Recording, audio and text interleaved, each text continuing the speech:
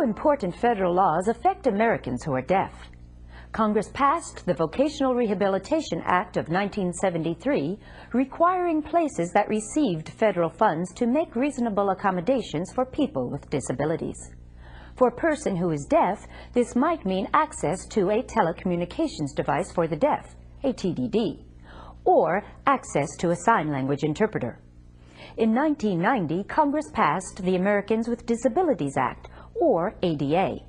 The new law requires employers and public entities to make reasonable accommodations to meet the needs of citizens with disabilities. An example of a public entity might be a hospital, restaurant, or hotel. And an example of reasonable accommodations for a deaf guest in a hotel would be to provide the equivalent of what a hearing guest might have available in a hotel room.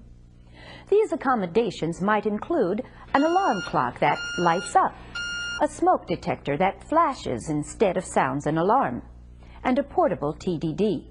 These items would be loaned to guests and returned upon departure. Of course, hospitals, restaurants, and hotels that are public entities would also be considered employers under the ADA. They, along with other employers, would have to ensure that their workers with disabilities have reasonable accommodations in the workplace. Examples would include ramps for wheelchairs, accessible parking places for the physically disabled. For workers who are deaf, the law can also mean access to critical communication services such as sign language interpreters and devices such as TDDs.